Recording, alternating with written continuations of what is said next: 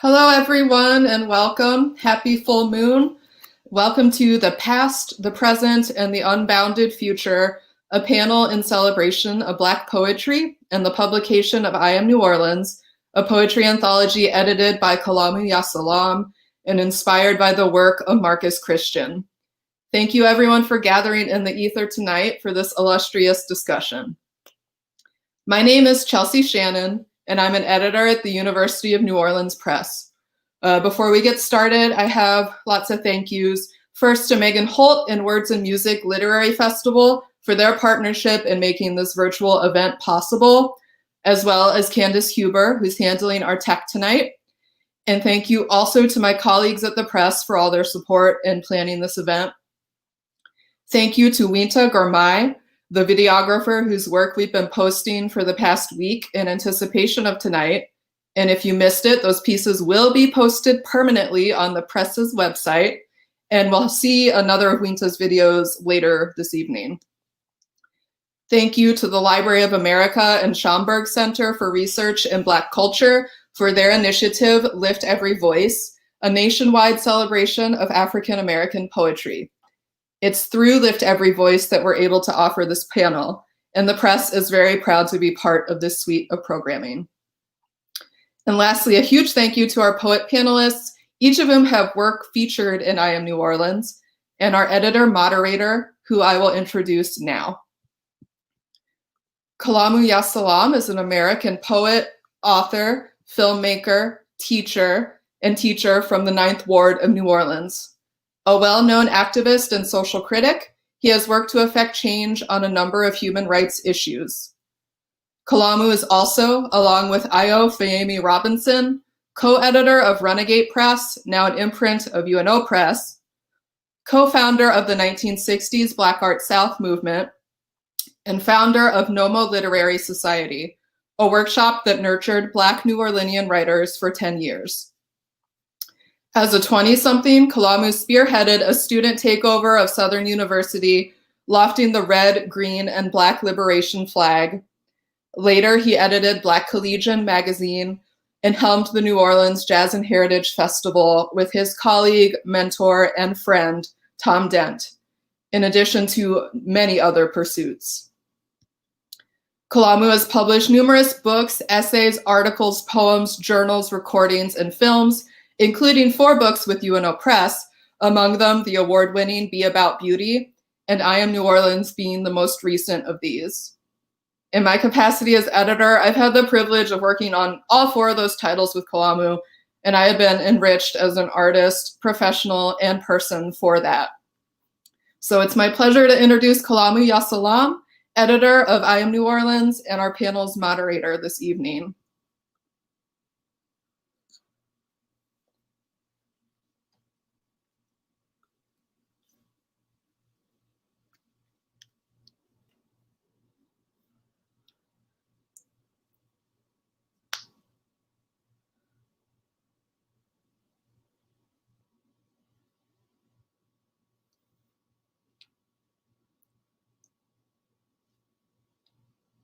Okay, looks like we're having a little technical snafu.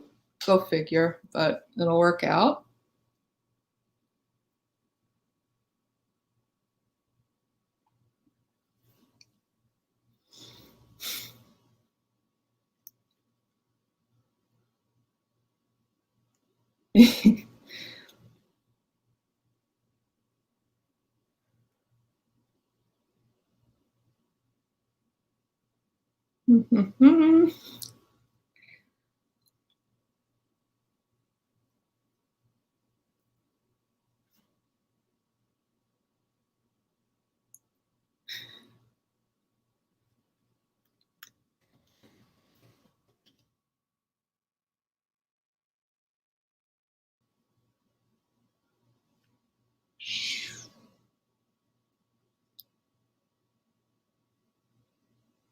Interesting.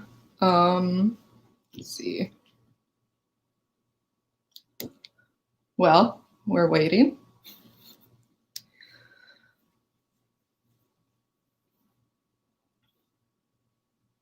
But in the meantime, if people want to drop in the comments, where they're listening from and watching from, since one of, I guess, the few silver linings of this time is that events like these are way more accessible to way more people. I personally have been able to attend several virtual events that I would have just never been able to in normal circumstances. And also, I think it's a benefit that we will have this rich archive of all of this work and all of these panels and discussions among really fabulous, intelligent, talented people that we'll always be able to look back on. I think that's pretty cool.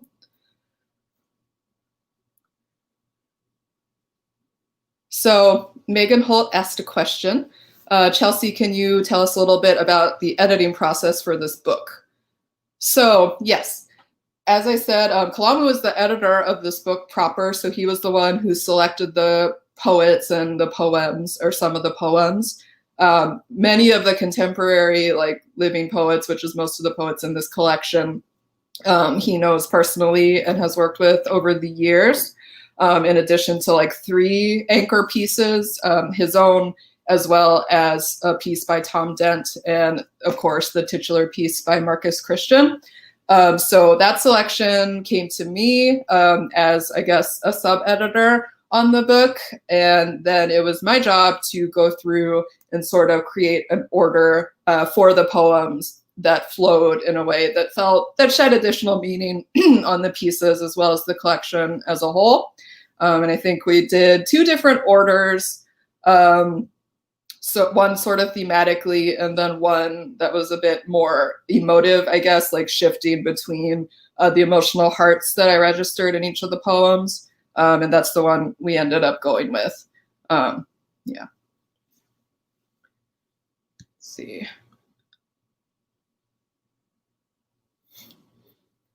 Hi, everybody. Read one of his poems. Sure. Let's see. Can pull one up. It's a good idea.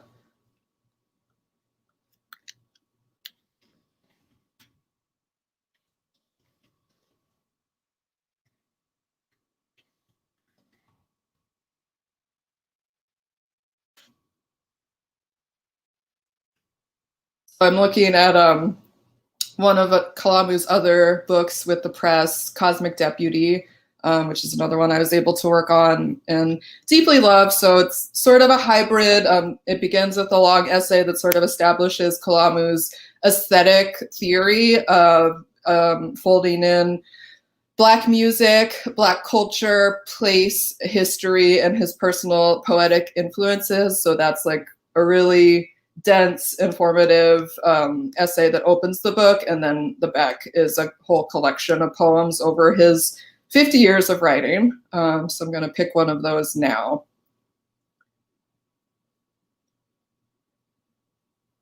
Mm-hmm.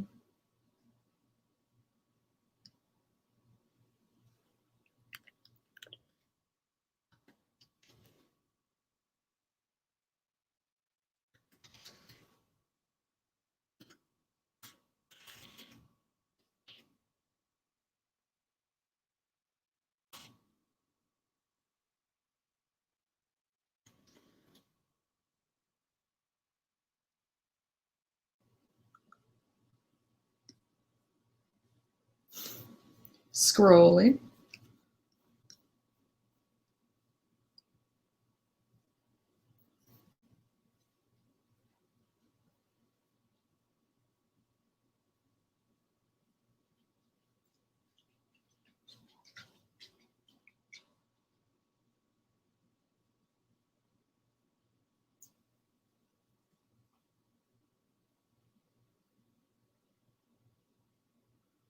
Okay, here's one to share. It's called If You're Still the Same Afterwards, It Wasn't Love.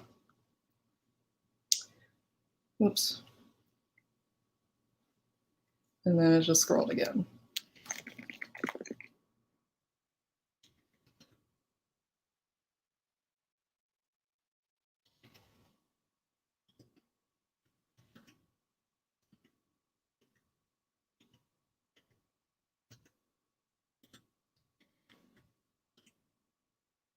Sheesh.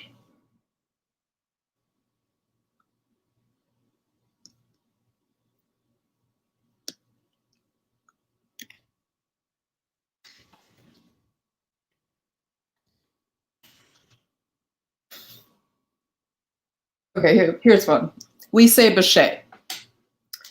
They say Bechet was the only man born whose solos could silence Louis Armstrong by simply the awesome strength of melodious song ringing resplendent and dulcet tones through the bell of Sydney's serpentine saxophone. They say Bechet was a Creole-colored Black man who ventured forth to France land to get closer to Africa, his beloved, albeit estranged, ancestral homeland.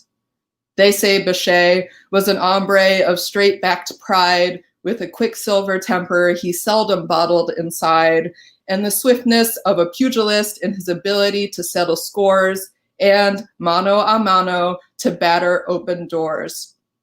They say Bechet was possessed by the gree-gree of his grandfather, who had him passionately danced beneath tall oak trees in the sunshine of Sunday breeze during weekly place de Congo gatherings, and that this same Bechet directly inspired the Afro-blue blowing of Coltrane's adoption of the gypsy drone, that undulating high-pitched moan, articulating in spirit conjuring tongues and shot flickering hot out of the dambala tubing of a B-flat soprano saxophone. They say Bechet when they don't know what else to say. Bechet when they speak admiringly of an exotic, untamed noir beauty. Bechet when they search diligently for lions within the aural jungles of the 20th century. Bechet of the sweeping vibrato, undammable as the torrential flow of the mighty Mississippi. Bechet of amazingly graceful creativity, fierce as the hand-wrought iron filigrees of Black diasporan New World melodies.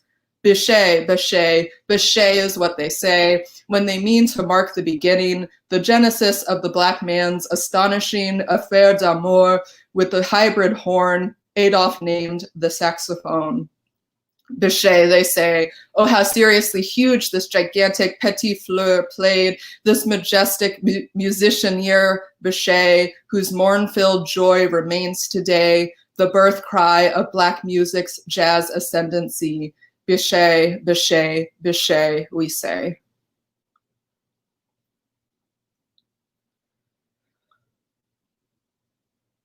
Let's see.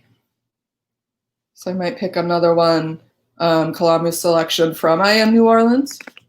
Let's see.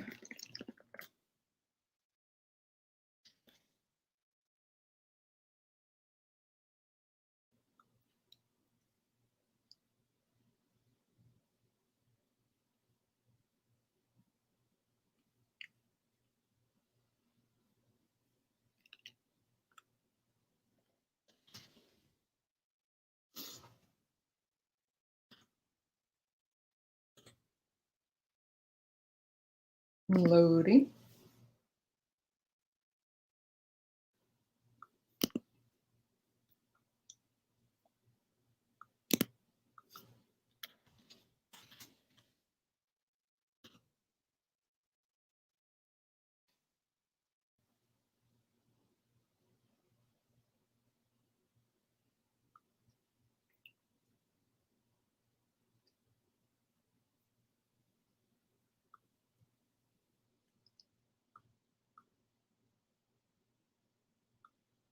Okay, so this one is called Beneath the Bridge, 2006 eulogy for North Claiborne Avenue from Canal Street down to Elysian Fields. And this is Kalamu's selection that's in I Am New Orleans. Beneath the bridge on Claiborne Avenue, there where the Mardi Gras Indians used to go and offer up their colorful vows to never bow down as they trotted around the mean streets of this sacred town, freely treating our eyeballs to the most prettiest, feathered, multi-hued suits that any man could ever hope to sew and wear in any given lifetime. They hollered the chants of saints, their eyes burning with the fire of the guardians, of the flame sounding out sacred syllables in a language without name, words whose meanings we could not specify, but whose dynamic intentions none of us could deny. Where once tall oaks grew, spreading magnificent branches that embraced whole families of revelers joyfully enjoying a home-cooked holiday brunch, iron horseshoes clanging as Papa P threw a dead ringer and Junior dug a serving spoon into Aunt Juanita's mustard-colored potato salad while Ambrose sat with his latest girlfriend snuggling in his lap, lying through his gold-capped teeth about how much money he won betting on the ponies last week and how he was paying for this whole spread out of just a small portion of the purse he achieved. When he selected a horse whose number was the same as this girlfriend's birth date, or was it the 30-something double digit that was both her bust and her butt tape measurement? Where the concrete construction of a federal expressway created a sound box that high school bands rolled through, interthreading the ebony thighs of teenage girls with aureoled ribbons of raucous marching music played with a buck jump beat the song's composer never intended or imagined, shouted with an upful, youthful swagger whose chocolate sweetness was so deep that all you could do was smile, and smile as the parade provided a sonic prescription for whatever ailed you. Where along either side of the street used to thrive haberdasheries, which offered everything worth wearing, from congressional sky pieces to tailored peg-leg pants dyed a diversity of tints and shades, selected from a rainbow of pigments that made Technicolor seem dull, not to mention Stacey Adams shoes whose shine was so gleaming you did not need a mirror. Where doctors' offices and pharmacies, grocery stores and mortuaries, flower shops and butcher stalls testified to the industriousness of an urban community, still shaking country dust off its boots, run right up next to a Passe Blanc dynasties that had been residents in these homes since the slavery time plasages that produced their pale-skinned lineages.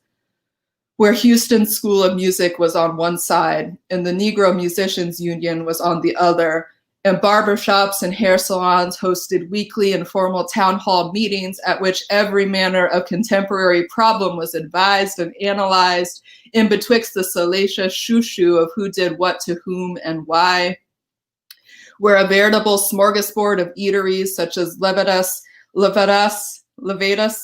seafood that specialized in chilled half-shell oysters deftly shucked as you stood at the rail exchanging mirthful curses with a man whose one good eye could unerringly spy the seam in a tightly sealed oyster shell, and the lemon juice squeezed and rubbed onto working hands to eradicate the smell of sucking on and swallowing warm crawfish washed down with quarts of cold beer, or the two huge Italians that had a grill called Pennies where the sizzling hot sausages was so good, so hot, the cap never had to come off the Tabasco bottle, and the French bread was fresh and the lettuce crisp and the tomatoes so sweet you lifted a slice and slid it into your mouth, grinning in delight at the wonderfully tart taste bursting forth, alerting your salivary glands to the po' boy treat shortly to follow. Where music factories called nightclubs and music emporiums, better known as joints, like the fabled Club 77, at which the Sunday night sets lasted till Monday morning, where from some patrons would head straight to work without seeing their homes, which they had left on Saturday not to return until late after work on Monday, whereupon one fell out totally oblivious to anything until Tuesday morning. Hangouts and haunts in which a young man feeling himself saw a fine woman from the rear, figuring that was all he needed to know, rushed over to her, tapped her on the shoulder, and was semi-shocked to see, when she turned around, that this fox was his 12th grade teacher, and though clearly a bit embarrassed, neither of them was really surprised that the other was there. Where protest marches and Marcus Garvey celebrations, spring festival carriage and limousine parades, with little freckled-faced future Creole queens shyly waved a gloved hand at ruffians with holes in their pants, as their manhood throbbed at the thought of knocking the little man out of those girls' boats.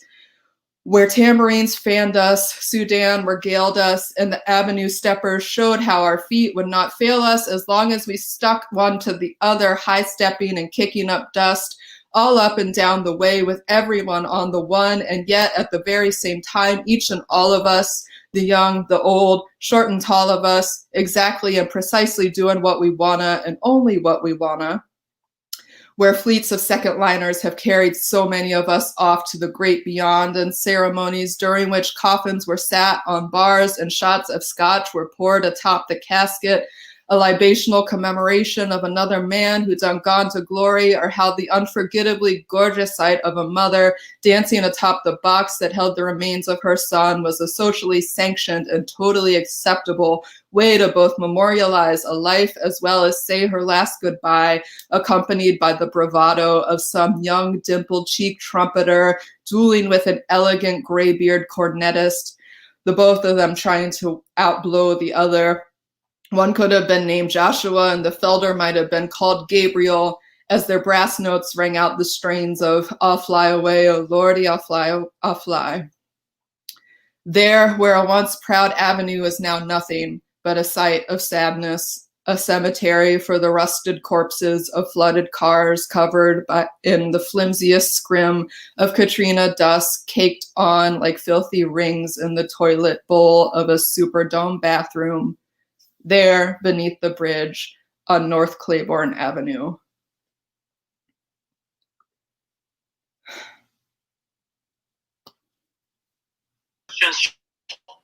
I have them. Hi, Kalamu. Hey, hi. Can you hear me? Can you hear me? I think you're muted. You think I'm muted? Almost there. You're in the show. Everybody can see and hear you. That's what it says. And unquick. Hi. Does that help? Yes, we can hear you. All right, I clicked it, unclicked it. All right, welcome. Well, I was listening to you read, and it's interesting to hear your words, to hear one's words read out loud when I'm not used to, other people reading it. Yeah. But that's Levada's seafood place. Levada's, thank you. Yeah, that's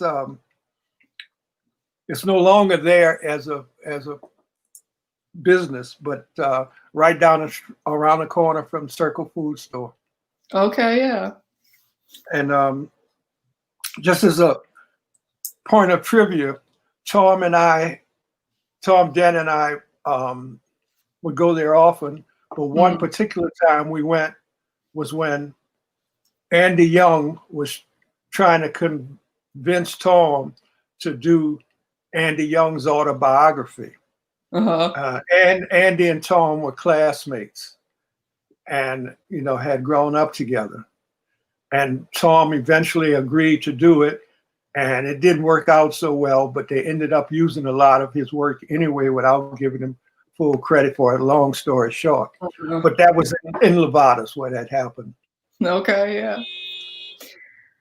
All right. Kalamu, would you like to introduce our other three panelists? Are they there? I have no way of knowing. Oh, they'll come on. They'll come on as you say their names. Mm-hmm, oh, excuse me, y'all. I'm old school. I don't know nothing about all this newfangled technology. I barely do either. Do you want me to go in any particular order? No. Any order's good. Okay, well, one person with whom I have a relationship, but it's different than the others, and that's Sunni Patterson. And Sunni and I go back and forth as performance poets. And Sunni, her voice is not as loud or as raucous as mine is, but it is such an interesting voice, and it immediately it declaims and proclaims that one should listen. And if you're not of a mind to do it, she'll make sure she'll get you straight about that, because she come from the Ninth Ward of New Orleans like I do. And so that's Sunni Patterson. That's right. Hey, Baba. Hey, Sunni. Go ahead, tell the people something. Well, listen, I'm just glad to see your face, because that little thing was rolling around, and we was We said, now where's Kalamu? but Yeah. I'm grateful to be here. Grateful to be here. I'm so it's a lot kind of going around. I'm on the road with headed to Florida. Uh-huh. So I'm on the road, but I couldn't miss being here with you and with the Well, rest of the poets.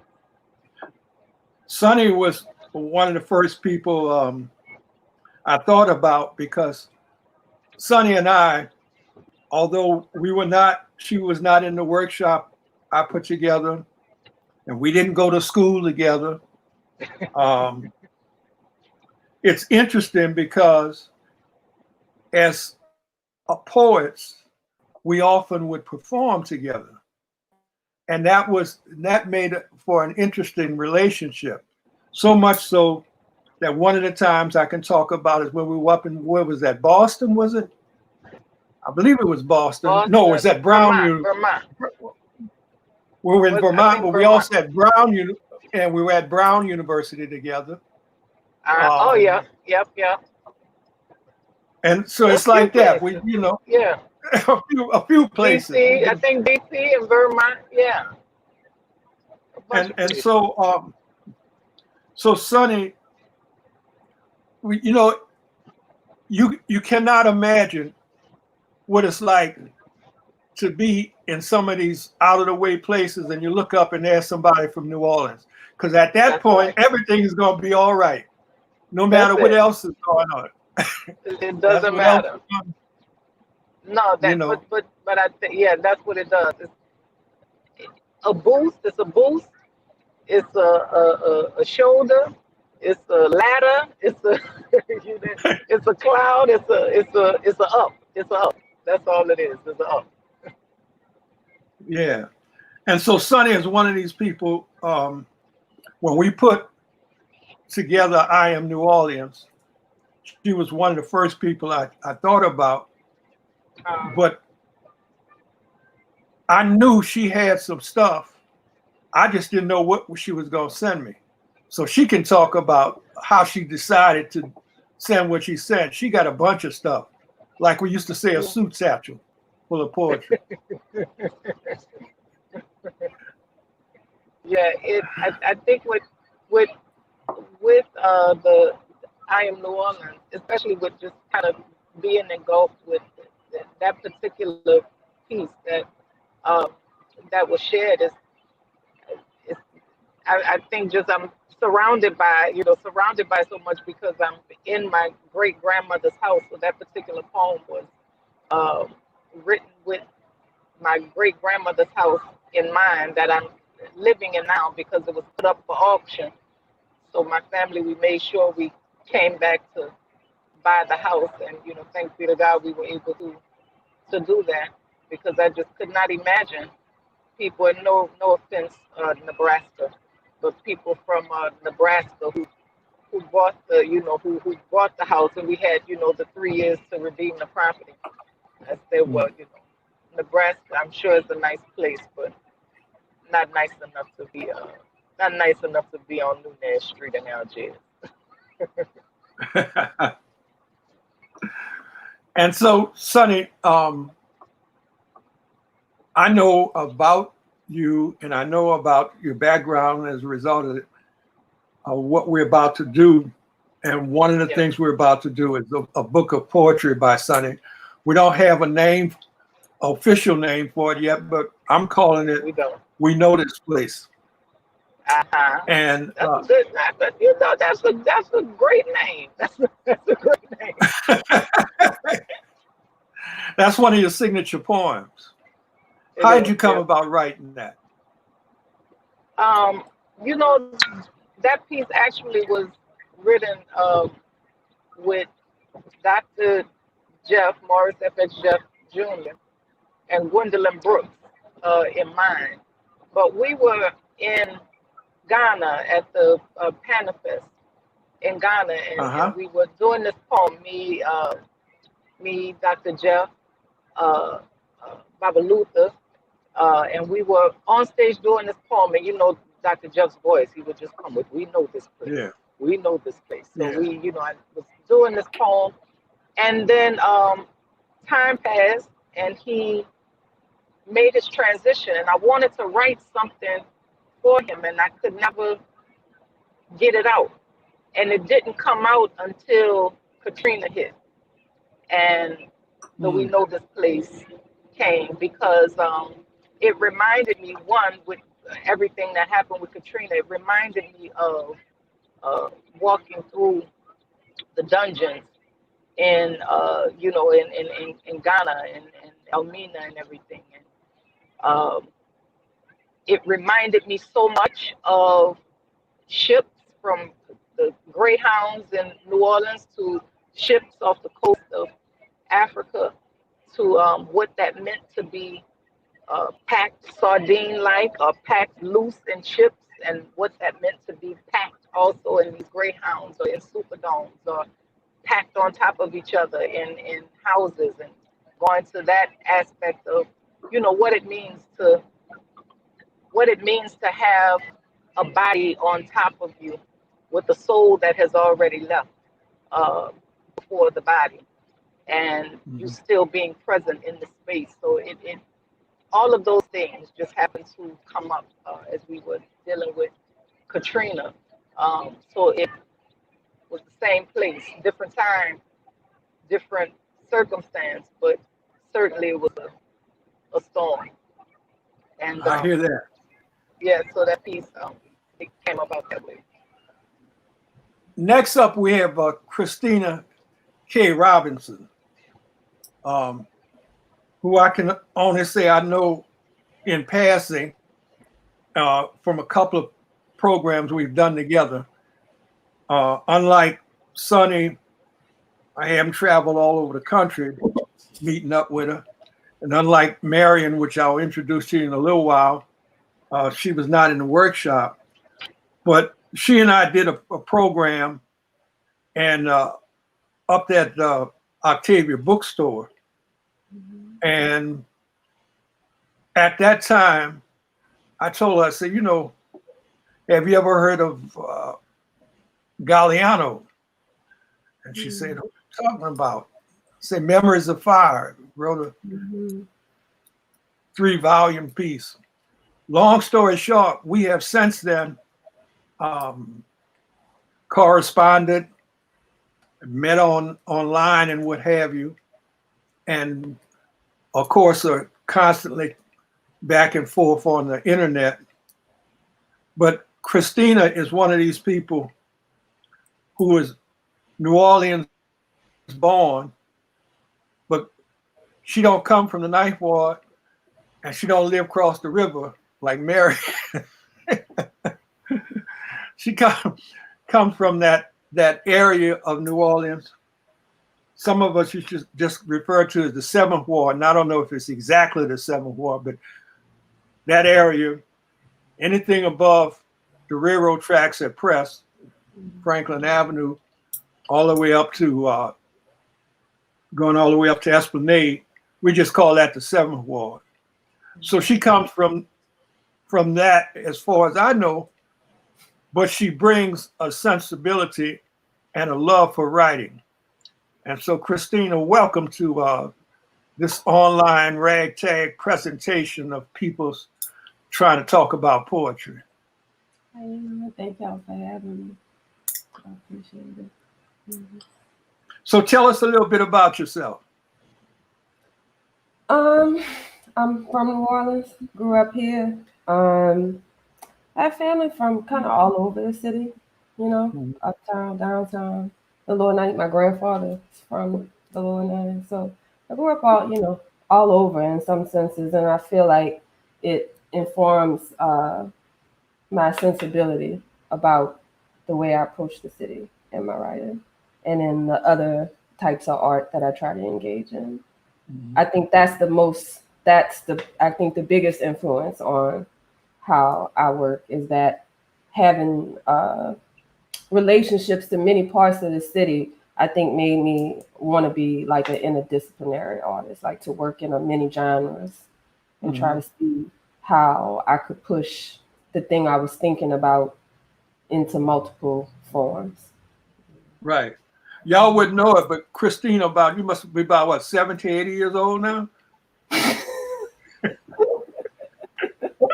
about that?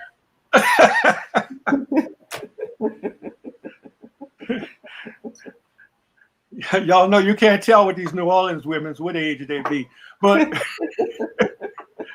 but the part of the point I'm making is that you draw on not only your own personal experiences, but a lot of what some people would call ancestral memories.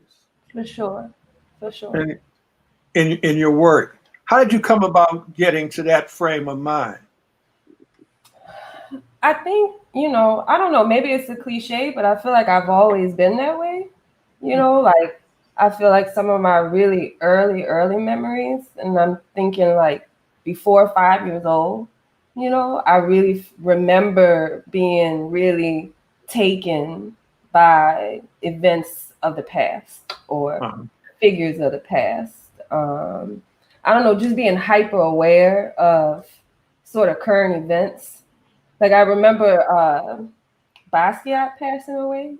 I was really little when that happened, but I remember knowing that the person was like important in the world as like a artist.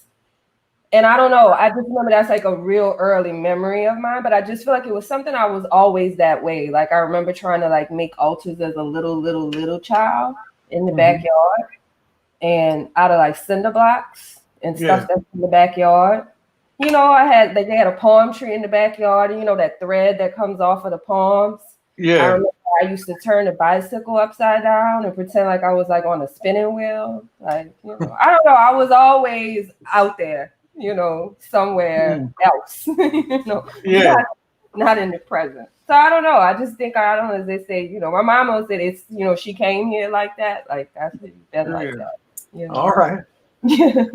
Not talking about coming here. This next person, Marian Moore, she from the part of Louisiana that more people away from Louisiana know about than people in Louisiana know about. And that's Shreveport. Because for people in Louisiana, Shreveport is a jumping off place.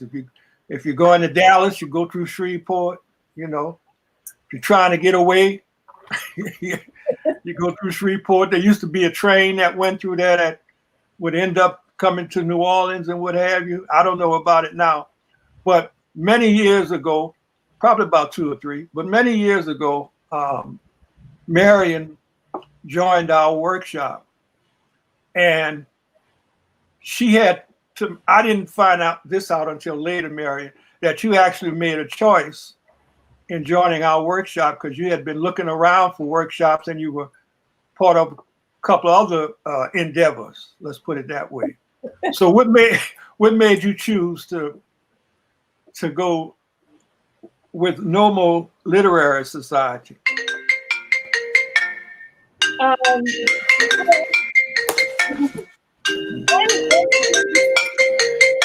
Can we hear? Yeah, we can hear you now. Okay. One of the things that made me join Normal, I was in a science fiction writing and that was a work. And when I talked about wanting to write poetry, the leader of that workshop, he was a science fiction writer, told me he didn't know a thing about poetry. So I did not bring any poetry to that workshop. So I happened to come to the signing for A Bend in the River. And I more or less walked around and found out that a number of people had workshops, but I just felt drawn to the one that you were doing. And that's how I ended up in NOMO. Yeah. When you say that's how you ended up, you had to make a decision, though. Right. I made a decision. I mean, to be honest, a lot of the other workshops you had to pay for, or you had to be part of the college. I think some of them were out of Dillard, and some of them you had to be part of the college environment already, and I've done college. I wasn't going back.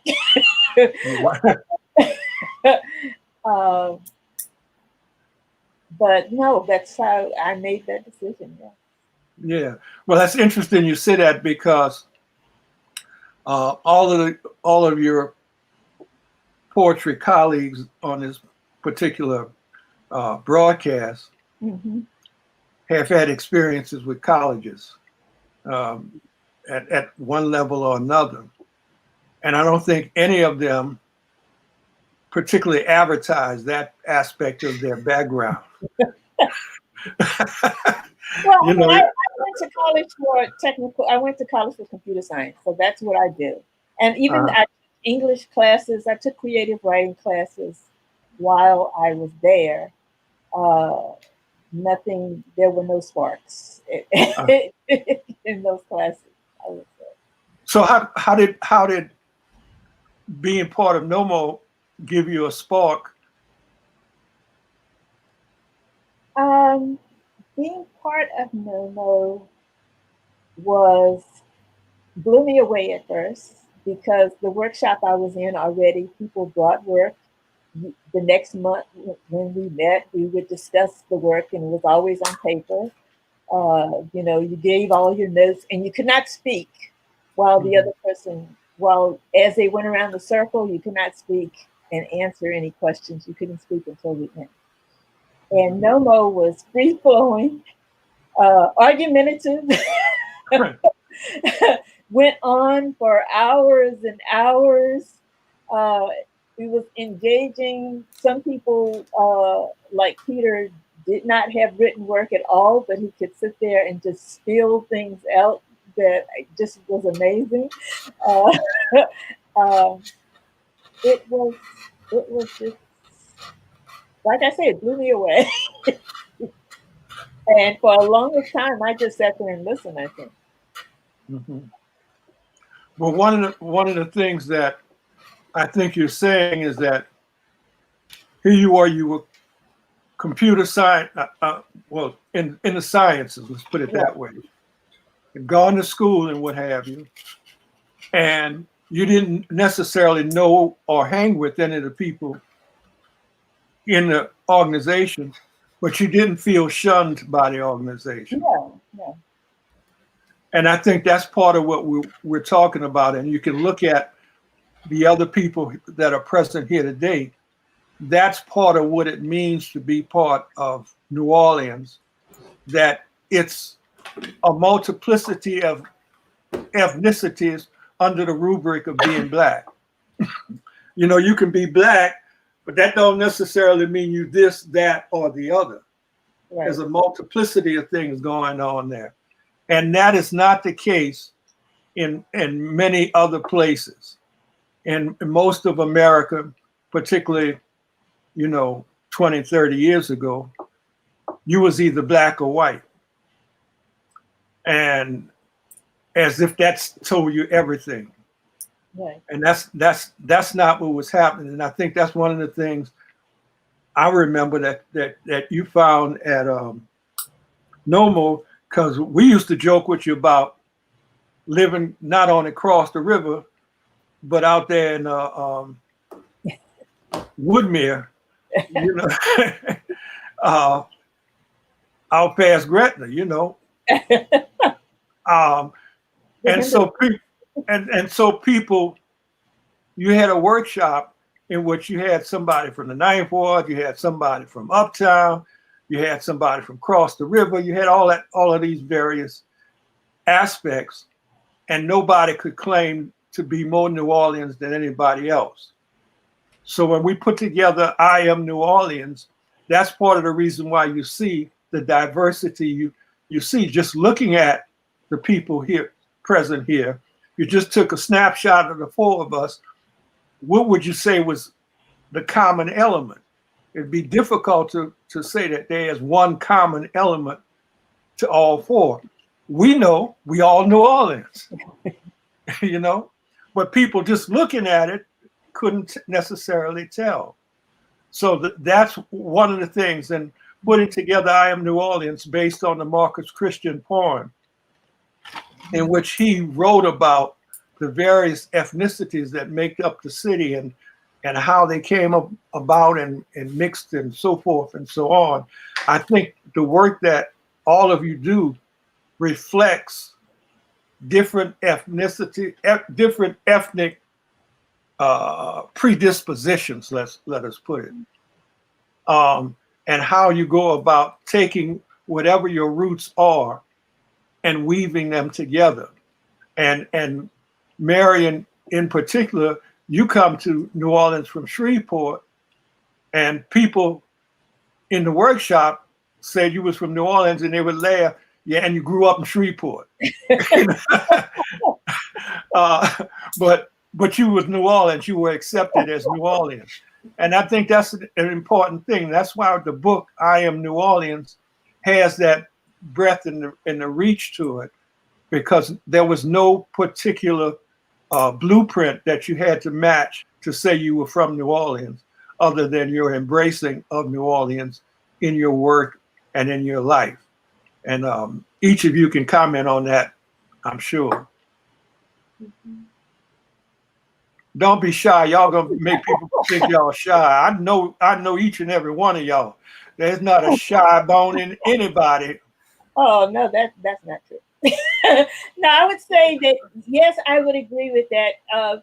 I have traveled several different places, and I've always looked at, oh, I love Albuquerque, oh, I love Santa Fe, but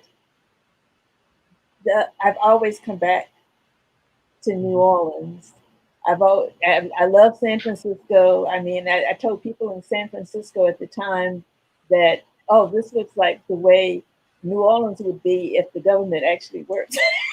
And then, but they corrected me quickly, because at the time they were fighting with their mayor also. So I've always come back, because New Orleans definitely it's one of the few places that acknowledges all of the different ethnic groups, especially the African ethnic group that came into to create the city. Like if I go to Santa Fe, they treat Indians the way they treat the Black people here, and they are not shy about it. You know, I'll be taking a bus tour, and they'll be talking about how horrible the people they are passing are. So New Orleans is one of the few places that felt like, to me, acknowledges and celebrates its African heritage. With all the troubles it has, that is one of the things that I have always loved about the city. What would you say about that, Kristina? I think it's interesting in the sense of New Orleans being this place that is like, besides like the Carolinas, this place where, you know, large numbers of people come in from Africa, from the Caribbean. And I just think it's interesting to me what you say about the multiplicity of ethnicities under this umbrella, in the sense of like these different people, Hausa people, Mina people, Fam people, Dahomey, all of what they were and are when they got here, and what they created together, that we see so much in our culture still here. And I think that some of that accounts for, I think, that multiplicity within like the Blackness that you see in New Orleans, like all of the ways in which different groups retain these practices, and then we, you know, came up with some way to share that with each other, you know. I think that's really an interesting way to look at what we are here, you know, with this multiplicity. One of the most interesting aspects of this multiplicity that Kristina was just talking about is that New Orleans is a religious center in the United States of Catholicism, and there's a strong Black Catholic element here, but at the same time, there's for lack of a better term, a heathen aspect to New Orleans. And now I'm not going to accuse Sunni of being heathen, but Sunni, Sonny, I think you understand because you were raised Catholic. Yeah. And Yeah. anybody Raised. just know you from right now would never even guess about the Catholic part. Well, you know that's something, because sometimes the only prayer that comes to my tongue sometimes is a Hail Mary, an act of contrition and all these kind of things. But I think that too is the beauty of how, and the coding of how we had to preserve Uh-huh. what we had to preserve. I mean, I think about it even now. My mother, it wasn't until, I keep going back to Katrina. It wasn't until, Katrina, that she would go to, uh, join a Baptist church, you know. But even though I grew up in a house that was, you know, Catholic, you still had to go to vacation Bible school and everything else. You still had to, you still had to go to the mosque with your cousins. You still had to do, and then you still had to play church at home and everything else. So, I think about it now. And my mother is still some things that just don't leave. You tell her, I call her right now and say, Mama, my head is hurt. She gonna say, light a candle and say a prayer. Mama, uh, the car, the tire, something is going on with the tire. Well, you got a candle with you. Light the candle and say a prayer. You got that will cure anything. To light a candle and say a prayer. Now, one thing I can tell you that black Catholics, all the black Catholics I knew, what they didn't do was confession. Now, that was one thing they didn't do. So, Do that. so that was. Now, we I did it confess once. we confess. Well, but look, probably the one time you did it The was first when, one. right. That's what I'm getting ready to say. You know, so it's that kind of thing. So I think about even now, those aspects, and it's so sad. I just told my daughter this. Excuse me. I just told her this recently. I said, "Oh, I would just love to see." So you got to repeat that because I think we had a little glitch. Sonny, you there? And that be driving through a dark spot. Yeah, Oh, yeah. Well, okay. So the what experience and in your writing, are there any visual cues? Are there sonic cues? What kind of cues have inspired you to write that come out of the city of New Orleans? Don't everybody answer at once now, Oh no, well, for me, I don't know. The visual is really important to my writing. Just to comment on something Sunny said, for me, my mother's recipe was always the 91st Psalm. Any problem that I had, she would say the 91st Psalm. But for me, the visual is really important in the sense of like that's something that you grow up in the city and you see these things that people take time to present to you to see. Like it's important. So somewhat of the poem that I have in the book, I wrote that poem as an adult. However, that visual of the people that come out on the street, in the morning and Mardi Gras and St. Joseph night, that was a sight, that I've been seeing before I had words. And so okay. I think that's something that's, really informed, I think, the way I write in a way that I probably wasn't aware of till really recently. How you're hit with these really strong visual presentations of history before you really, are literate in any sense. So you already come into literacy with with a knowledge base that I think is different than a lot of other places in this Right. country, So Marian, you come from upriver and came down here to New Orleans, and you've also been around the United States a bit. What is it that you see that's New Orleans and inspiring to you? Oh goodness.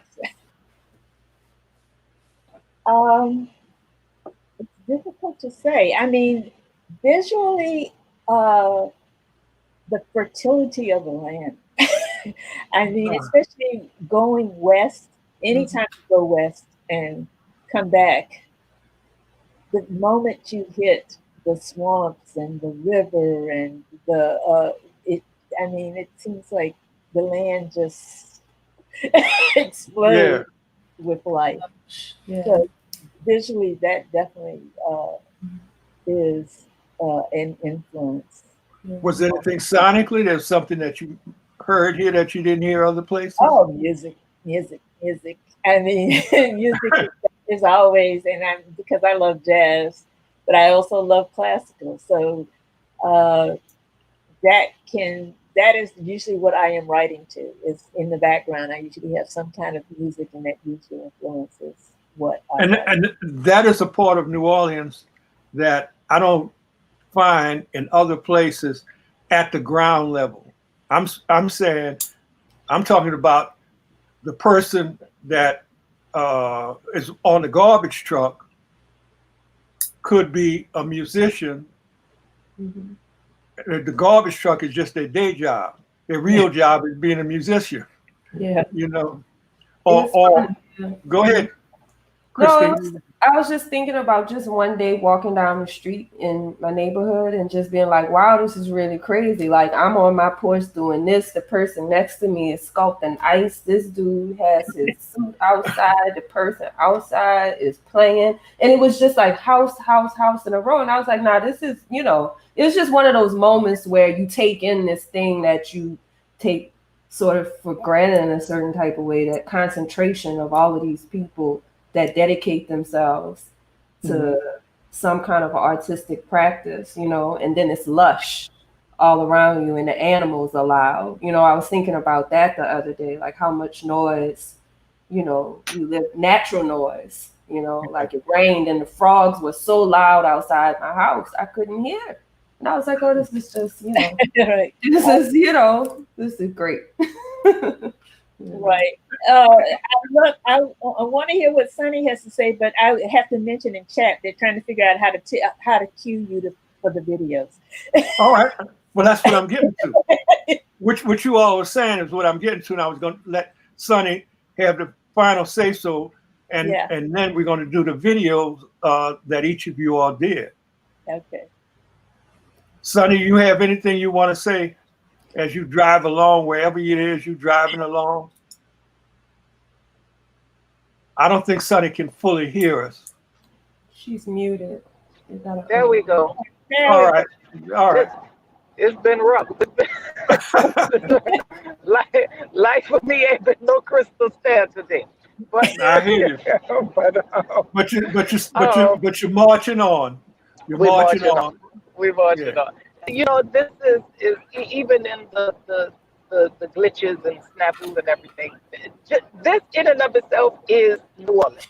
This is New Orleans poetry. The fact that it's organic, that it's improvisation, that is jazz, that is music, that is ancestor, that is travel. So it's something that it's no coincidence that this is how we have shown up, in this space, because it truly does speak to not just the who we are, but the how we are and the why we are and the what we are as not just as it relates to just poetry, but as it relates to again just how we are showing up in the world, and even how New Orleans is seen in the world, and how it just kind of flows. Yes, we are river, we are bayou, we are swamp, we are wind, and every other thing that can come up underneath. We are maroons, and the beauty of what makes us free in that sense. So I'm with that, I don't want to say too much, because I know we've gotten about 3 messages that say you have to go to this video. Yeah. They act like time gonna stop at a certain point. but Like, but I will honor the request, and each of you has done a video, and in honor of I Am New Orleans, and I don't know what particular order they have them in. Or I guess if I just say a name, it will go in that order. And we just lost Sunny. Oh, so I go in order of Kristina. You're up first. Your video, I think we're about to see it. If not, I'll just talk.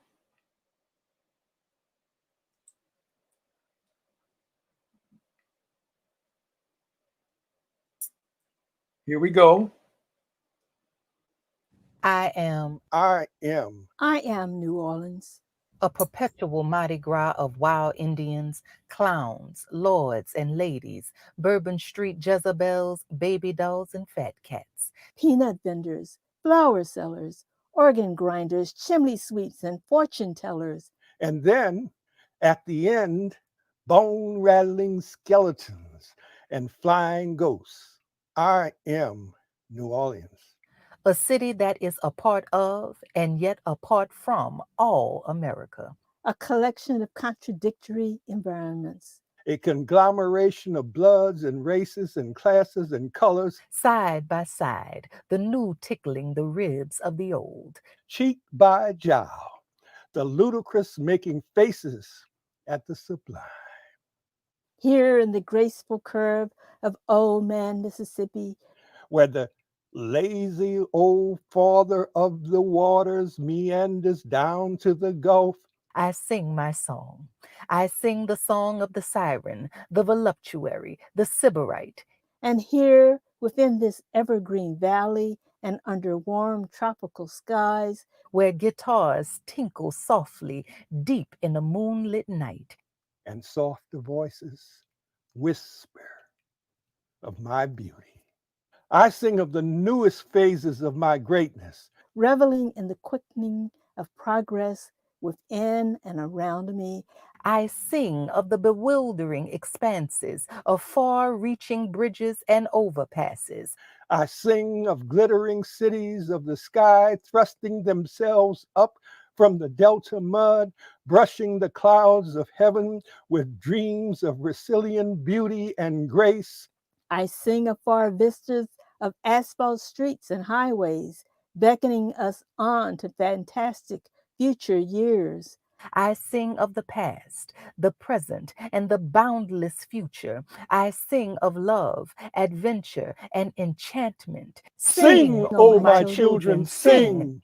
Sing of a day that long was and finally remembered still is, but can never come back again.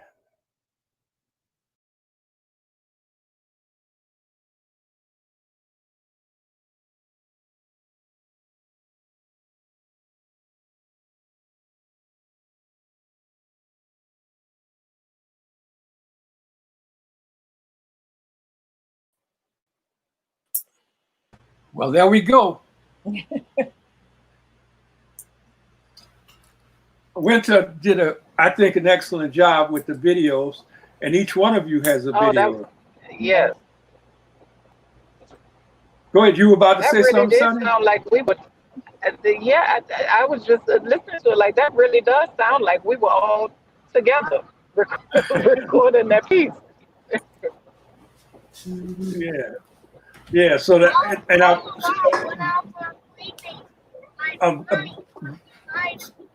big shout out to UNO and Abram Himmelstein, who is the director of the, I don't know what he's directing out there, but he directed something out there at UNO, and Chelsea Shannon, who is was the editor for I Am New Orleans. There's Chelsea. Hey, Chelsea. Hi. And is Weenta online? She is watching, but she's not online here. She is watching. Okay. She did an excellent job, and she is one of them East African peoples, you know. I'm saying that with tongue in cheek loosely, because it's important to recognize that New Orleans is, without a doubt, the most African city in the United States. And part of that is because, as was pointed out, we come from different heritage, but we've retained a lot of that here. And that coming from different heritage has a historical thing at being at the mouth of the river, but also at the top of the Caribbean. So without going too much further, the University of New Orleans Press, in partnership with Words and Music and Lift Every Voice, would like to thank each and every one of you all for participating. That's Marian Moore up there in the middle. There you go, Kristina Kay Robinson over there on the far right. And below them, we have Sunni Patterson.